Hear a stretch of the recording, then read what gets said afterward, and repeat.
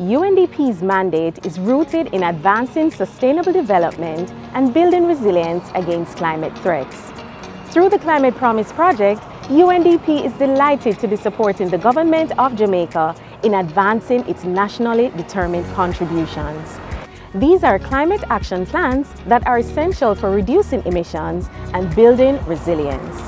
The investment to support the UWI Net Zero building is a clear demonstration of UNDP's commitment to sustainable innovation.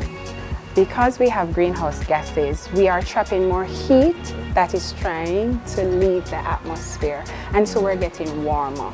And so what we find is one of the things we want to do across the globe and as small island states is to reduce our greenhouse gas emissions so that we can reduce the amount of warming that is happening globally, which then leads to climate change and other changes in average weather patterns, much like the stronger tropical cyclones we're experiencing or the rise in sea levels.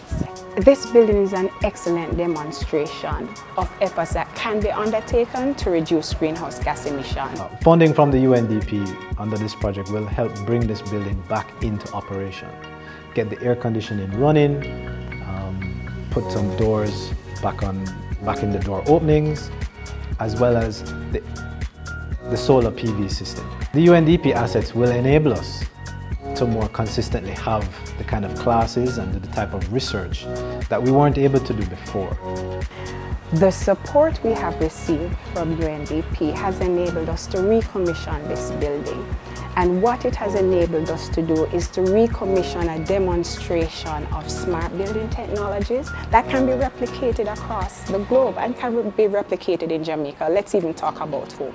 So persons can see things that they can do that's within their budget, that just positions themselves to respond to a changing climate, reduce their own energy bills, and so it becomes a win-win for any householder, any commercial entity looking to implement smart energy technology using renewables, and so reduce their carbon footprint and their impact on us environmentally.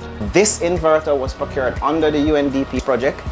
This is the master inverter, and this generates 20 kilowatt hours per day. Right, so the size of the system is a 20 kilowatt system. UNDP supported and upgraded this inverter. In addition to that, what existed before is just a grid tie component, meaning that in the event that there's no sun, or if there's a JPS outage for whatever reason, whether man-made or otherwise, then there'd be no power in this building. Now, through the UNDP project, we now have a storage component. So this that we're looking at is the Fortress battery bank. And right here, we have our storage inverter. So now we have the capacity to support the net zero building when there are power outages from JPS for whatever reason, whether naturally or man-made reasons. Coming out of this activity, we're going to have our tours, we're going to integrate the building in the curricula of the university, and so we'll have university students using the data that we collect here, doing their own energy audits, and all of these come together to give us graduates that are more environmentally aware, more energy aware, and they're in a greater position to have a positive impact on our energy space.